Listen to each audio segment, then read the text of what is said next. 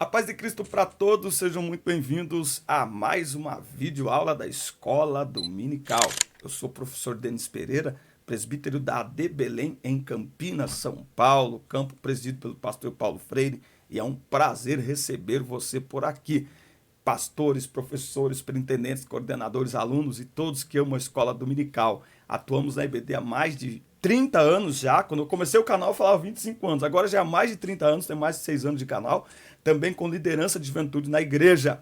Conheça o nosso ministério, aqui na descrição dos vídeos tem links importantes para você conhecer o nosso ministério, o nosso WhatsApp, para você entrar em contato conosco, será um prazer atender a sua igreja, ministrando a palavra de Deus. No meu Instagram tem diversos vídeos lá, ministrando aí a palavra de Deus, tá certo? Aqui na descrição tem um link do meu WhatsApp, nós temos 6 grupos de professores no WhatsApp, onde eu compartilho semanalmente conversas, comentários, slides, vídeos, convites e muito mais, tudo gratuitamente. E em breve estaremos distribuindo aos irmãos o curso Transforme Suas Aulas, um treinamento, Transforme Suas Aulas, 10 aulas que vão impactar o seu jeito de aula e transformar o seu jeito de dar aula para que você faça isso ainda com mais qualidade, tá certo? Se você não está inscrito no canal ainda, inscreva-se, ative as notificações, dá like no vídeo, comenta o vídeo, meu irmão, comenta e ativa o sininho, porque sempre tem conteúdo abençoado por aqui, tá bom? Pega a Bíblia, a revista, papel, caneta, vamos juntos preparar mais esta aula da Escola Dominical.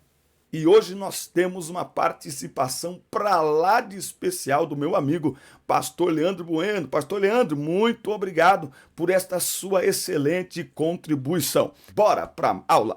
Meus irmãos, eu vos saúdo com a paz do Senhor Jesus.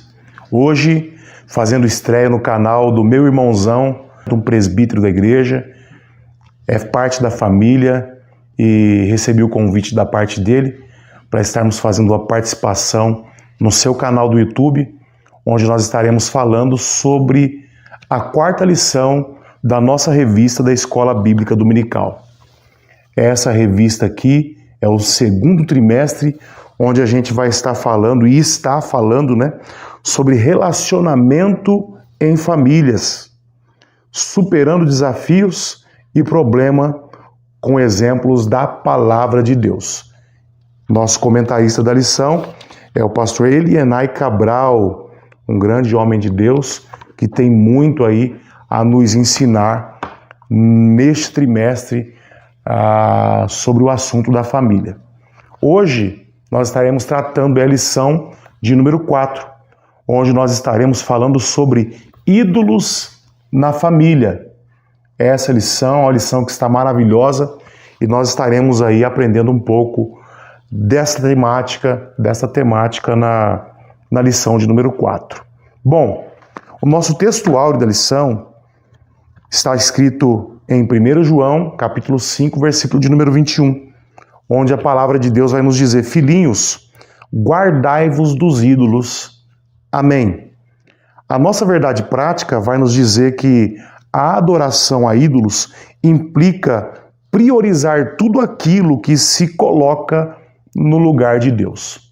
E a nossa palavra-chave é a palavra idolatria, no qual nós queremos aí dar uma ênfase maior na lição de hoje. A leitura bíblica em classe, meus amados irmãos, se encontra em Gênesis capítulo 31, versículo 17 ao 19 e o versículo 33 ao 35. E também Juízes, no capítulo 17, versículo 1, do 3 ao 5.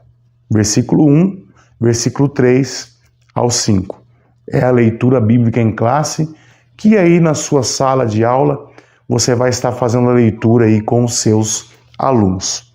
Muito bem, hoje nós estaremos tratando sobre ídolos na família e nada melhor do que a gente trazer uma definição, sobre essa questão da idolatria, E quando a gente vai para o texto sagrado, principalmente ali no livro de Deuteronômio, capítulo 30, versículo 17, nós vamos ver uma orientação de Moisés no que concerne a esse desvio do nosso coração, O texto bíblico vai nos dizer assim: porém, se o teu coração se desviar e não quiseres dar ouvido, e fores seduzido, e inclinares a outros deuses, e se servires então hoje, te declaro que certamente perecerás, não permanecerás longo tempo na terra, a qual vais passando o Jordão para possuíres.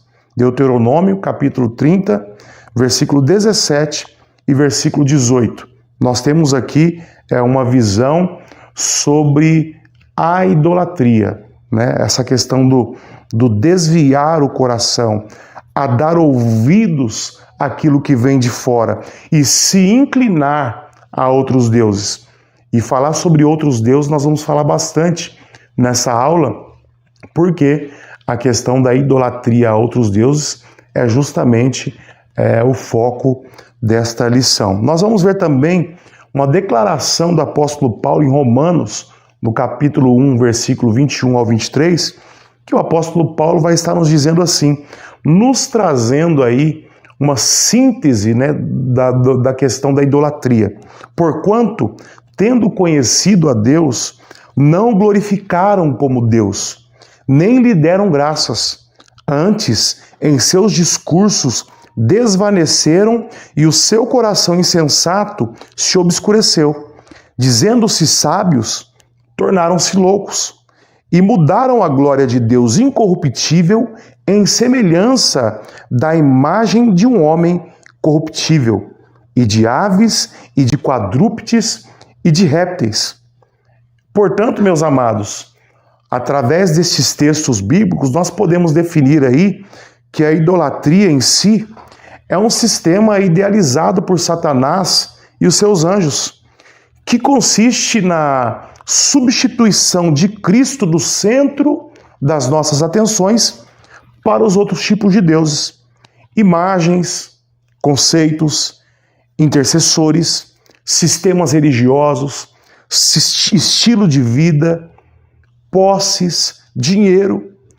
Tudo isso constitui o maior engano de todos os tempos que Satanás tem investido no homem para que ele possa desviar o seu coração do centro, que é o nosso Senhor e Salvador Jesus Cristo.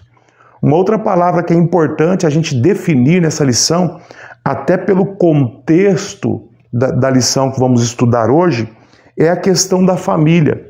Nós estamos falando de ídolos na família, e eu queria trazer para os irmãos também o conceito de família no Antigo Testamento.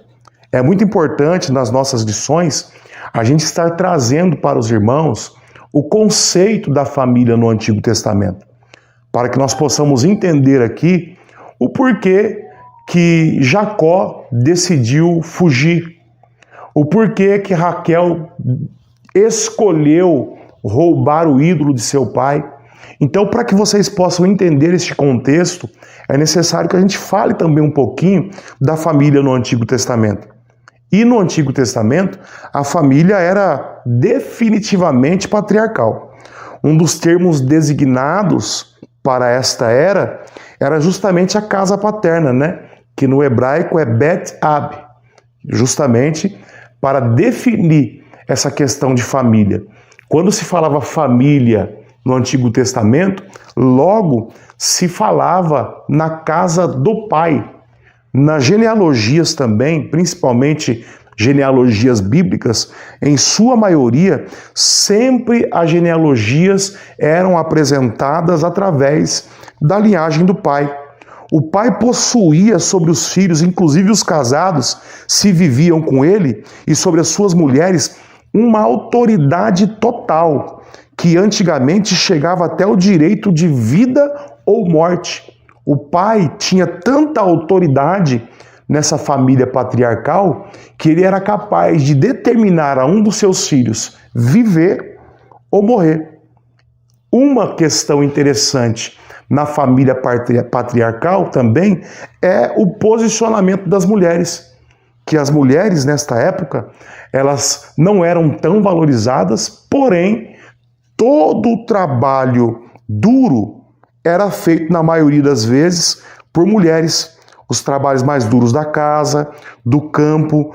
As mulheres tinham uma posição um pouco privilegiada, tanto na sociedade como na família. As solteiras, por exemplo, por ser uma família patriarcal, elas acabavam ficando sob a tutela do pai ou do guardião, que se responsabilizaria por elas. Ao que tudo indica, elas eram tratadas como prendas de valor, que eram compradas por seus futuros esposos e, inclusive, vendidas como escravo. Nós podemos ver, por exemplo, uma referência bíblica em Êxodo, capítulo 21, versículo 7, onde o texto bíblico vai dizer: "E se um homem vender a sua filha para ser serva, ela não sairá como saem os servos." Então os pais, o guardião, tinha a autoridade de vender até as próprias filhas. Nós temos justamente o exemplo de Jacó, que trabalhou por 14 anos e possuiu as 2 filhas de Labão. Ou seja, Jacó comprou as suas 2 esposas através do seu trabalho. Então, quando nós conhecemos esse contexto da família patriarcal, fica um pouco mais fácil a gente entender o que está acontecendo na história de Jacó. Um outro assunto também de família é justamente a questão de Raquel roubar e furtar um ídolo de seu pai, né, para requerer uma herança. Na família patriarcal, quem tinha direito à herança era o filho mais velho, com uma porção dobrada. Ou, no caso, quando eles não tinham filhos homens, aí sim a herança ficaria para as mulheres. Bom, o ponto 1 da lição vai tratar justamente sobre os ídolos encontrados na tenda de Raquel. Bom, quando a gente fala desses ídolos encontrados na tenda de Raquel, nós primeiro precisamos falar também da fuga de Jacó e de sua família para a terra prometida. Eu contei todo esse contexto de família patriarcal justamente porque para você entender aí qual era o cenário que Jacó estava vivendo. Jacó, ele ficou na casa do seu sogro por pelo menos 20 anos. Gênesis capítulo 31, versículo 38 e 41, ele vai especificar muito bem esses dias que ele passou na casa do seu sogro. 14 anos ele passou lá para conquistar suas 2 esposas e mais 6 anos ele passou ali trabalhando para também enriquecer e ganhar os seus meios, né? Então, lá em Gênesis 31, versículo 41, ele vai explicar muito bem o porquê que ele passou 20 anos com o seu sogro. Porém, quando a gente vai olhar na Bíblia Sagrada, a gente vai perceber que Jacó, ele já estava com desejo no seu coração de sair daquela terra, pelo menos 6 anos antes. Lá em Gênesis capítulo 30, versículo 25, quando Raquel dá luz a José, Deus coloca no seu coração o desejo de voltar para a sua terra. Porém, o seu sogro vai lhe fazer uma proposta e essa proposta vai perdurar mais 6 anos. E porque o sogro dele tinha autoridade sobre as filhas, sobre aquilo que ele tinha, como eu disse aos irmãos, na família patriarcal ele tinha essa autoridade, principalmente se os filhos morassem com ele, Labão ele tinha toda a autoridade para falar: se você for, você vai sozinho, você não vai levar ninguém. Por isso, então, que Jacó ele vai fugir escondido, vai reunir suas esposas e vai fugir, justamente porque Labão ele tinha esta autonomia de não deixá-los sair. E nessa saída de Jacó, nessa nova peregrinação rumo à terra prometida, rumo à sua terra, a sua esposa Raquel vai dar à luz ao seu último filho, Benjamim, e vai morrer dando à luz. Então observem que todos os filhos de Jacó, ou melhor, a maioria dos filhos de Jacó, fora Benjamim, nasceu na casa de seu sogro. Por isso que Jacó, ele busca essa saída de forma secreta para não correr o risco de ficar sem a sua família.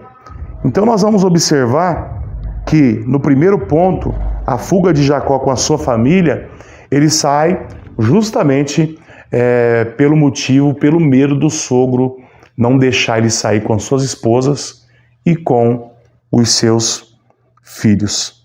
Nesta saída, como os irmãos podem ver, Raquel, ela vai cometer um furto, ela vai roubar uma das estátuas do seu pai. Nessa época, essas estátuas eram conhecidas como terafins, né? Que é justamente aí um termo no original hebraico para aquelas estatuetas de deuses familiares. Ela não roubou essa estatueta porque essa estatueta tinha um valor.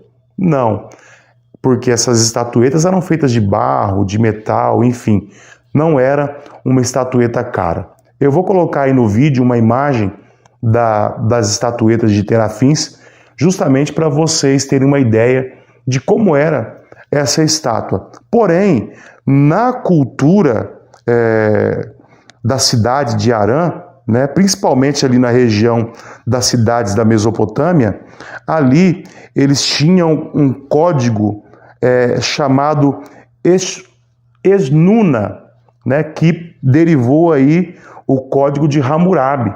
O código de Hammurabi é mais conhecido do que o código de Esnuna, né? Mas esse código, ele deixa claro para as pessoas que viviam ali em Harã e em suas cercanias, que quem possuísse, né, essa estatueta, né, este Deus familiar, ele também receberia o direito de receber herança. E quando Raquel rouba essa estátua, o que ela está fazendo? Ela não está pegando porque ela idolatrava aquele Deus. Na verdade, Raquel estava arrumando meios para não perder a herança de seu pai. Porém, ela tomando essa atitude, o que vai acontecer? Ela está desmerecendo e desacreditando em todas as promessas que Deus havia feito a Jacó. E como a gente definiu aqui na verdade prática, que a adoração a ídolos implica em priorizar tudo aquilo que coloca Deus em segundo plano, coloca Deus de lado, né, e exalta outros, o que ela está fazendo é isso. Ela está tirando a autonomia, a autoridade de Deus, as promessas de Deus sobre a vida do seu marido e tentando dar um jeito de garantir a herança dos teus filhos. Observem bem isso, irmãos. Jacó já era rico. Jacó já possuía riquezas, mas Raquel intentou em seu coração em dar um jeito para que ela pudesse garantir ali a herança dos seus filhos. E também existia um rancor também no coração das filhas de Labão. Por quê? Porque elas vão declarar que ele não as valorizava, não é? Se vocês observarem aí em Gênesis 31, versículos 14 e 15, uma das declarações delas no versículo 15 é: não nos considera ele como estranhas? Ele não nos vendeu? Então observem que havia também uma marca no coração de desvalorização. Já que ele nos desvalorizou, eu vou pegar essa estátua e vou garantir a minha herança. Então, quando Raquel, ela pega o ídolo, ela não está ali para idolatrá-lo, não, pelo contrário. Ela está ali tentando dar um jeito para receber a herança, deixando de lado tudo aquilo que Deus havia prometido a Jacó. Se vocês observarem aí na declaração dela, você vai ver que Raquel também temia ao Senhor. Gênesis 31, versículo 16, a Bíblia vai dizer assim: porque toda a riqueza que Deus tirou do nosso pai é nossa e de nossos filhos. Agora, pois, faze tudo o que Deus te mandou. Raquel estava fazendo essa declaração para Jacó, quando Jacó declarou para ela e para sua irmã o plano de fugir. Amém, meus amados irmãos? Então vamos lá para o terceiro ponto da lição, onde a gente vai falar aí sobre a mentira que Raquel vai usar para esconder o ídolo. Observem que um erro sempre vai chamar um outro erro. Na verdade, quando a gente olha para Gênesis 31 e 16, a atitude de Raquel era de justamente fazer justiça com as próprias mãos. E nos nossos dias não é diferente. Muitos de nós temos promessas de Deus, muitos de nós temos chamadas de Deus, e algumas vezes a gente tenta apontar para Deus, mostrar para Deus como é que Ele deve trabalhar. E ela, com essa atitude, acabou tentando fazer justiça com as próprias mãos. E essa justiça com as próprias mãos levou ela a mentir. Como eu disse aos irmãos, um abismo puxará um outro abismo. Bom, meus amados, nós estaremos falando aqui um assunto sobre o segundo assunto, o santuário dos deuses na casa de Mica. Mica, ele era natural de Efraim. Ele morava nas montanhas de Efraim. Mica, ele furtou a sua mãe, porém, quando a sua mãe amaldiçoou aquele que pegou o dinheiro, ele temeu, falou para sua mãe que o dinheiro estava com ele. Porém, a Bíblia vai nos declarar que a sua mãe vai pegar parte desse dinheiro e vai construir para ele também um Deus. Vai construir também uma estátua, uma imagem de escultura de fundição, para que ele pudesse prestar culto, prestar adoração. E ele, com esse terafim, ele começou a prestar culto dentro de casa. Mas o que me chama a atenção neste texto é justamente, como a gente está falando de família, o que me chamou a atenção e que eu acho que é bastante atual nos nossos dias é ver uma mãe fazendo a vontade do filho. Vocês observaram no texto que interessante, meus amados? Que mesmo ela, sabendo que o filho furtou, ela, bem dizer, retirou a maldição. Se fosse qualquer outro, estava amaldiçoado. Mas como é meu filho e ele está falando comigo aqui, ela vai declarar no capítulo 17 e no versículo 2, na parte final, bendito do Senhor seja o meu filho. Olha só, observem que ela amaldiçoou a pessoa que furtou, mas quando ela ficou sabendo que era o filho dela, o que ela fez? Ela abençoou e mais, ela fez a vontade do filho dela, ainda que foi uma vontade abominável. E olha só, irmãos, nós estamos vivendo essa realidade nos nossos dias. Muitos pais, muitas mães estão abrindo mão da verdade, estão abrindo mão da fidelidade para fazer o gosto dos filhos dentro da própria casa. E é isso que a Bíblia vai dizer. Ela pediu para que criar um terafim para ele, uma imagem de escultura, e essa imagem ficou dentro da sua casa. E ele, não contente com isso, se vocês lerem Juízes 17, a partir do versículo 7, meus amados, a Bíblia vai nos dizer que havia um moço de Belém de Judá. Esse rapaz era um levita na casa do Senhor. Esse rapaz era um rapaz que adorava a Deus. Porém, este rapaz, ele vivia peregrinando, ou seja, ele vivia sem rumo. Um levita sem rumo. E o que vai acontecer? Esse levita, ele vai aparecer lá na casa de Mica. E Mica vai ficar sabendo que ele é um levita. E Mica, quando fica sabendo que ele é um levita, e o levita fala para ele, não, eu estou peregrinando, Mica vê uma oportunidade de não somente ter um Deus em sua casa, ter uma estátua de um terafim na sua casa, mas também vê a oportunidade de ter um sacerdote dentro da tua casa. E quando ele vê aquele levita, ele separa aquele levita para ser um sacerdote do seu terafim. E observem que ele vai fazer uma proposta para este levita, e ele vai dar 10 moedas de prata por ano para este levita. E este levita acha bom, este levita aceita essa proposta. Eu já abro um parênteses aqui para dizer duas coisas. Primeiro, ociosidade. Meu irmão, cuidado com a ociosidade. Ainda que você tenha chamado, ainda que você seja um escolhido, ainda que você tenha dons espirituais, se você viver ocioso, você pode cair no mesmo laço que esse levita.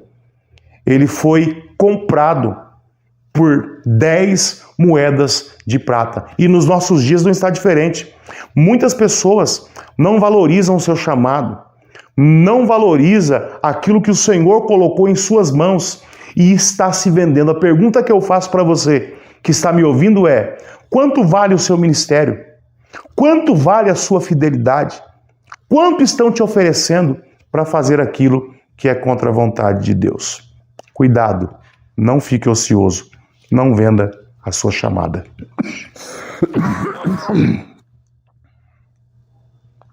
Bom, meus amados, vamos tratar aqui então do terceiro ponto, que fala sobre a idolatria dentro dos lares. Bom, nós vamos trabalhar um pouquinho com os irmãos hoje para falar um pouquinho sobre os ídolos domésticos, dos nossos tempos atuais. Pastor Leandro, mas existe idolatria nos nossos dias? Sim, existe idolatria nos nossos dias. Eu vou voltar para falar para vocês essa definição de idolatria para vocês entenderem mais uma vez. A idolatria é tudo o que consiste, meu irmão, na substituição de Cristo do centro das nossas atenções. Então, quando Cristo já não é o meu alvo, quando Cristo já não é o meu foco, quando Cristo não é a minha primícia, eu tenho que tomar cuidado para eu não estar entrando pelo caminho da idolatria. E nos dias atuais, nós temos muitos meios de cair na idolatria. E é isso que nós vamos verificar agora. Pastor Leandro, existe ainda no nosso tempo idolatria? Sim, existe sim a idolatria. E nós temos alguns exemplos até mesmo aplicados na revista. Irmãos, tem muitas pessoas que colocam o seu bem em primeiro lugar, o seu dinheiro em primeiro lugar, o seu estilo de vida em primeiro lugar.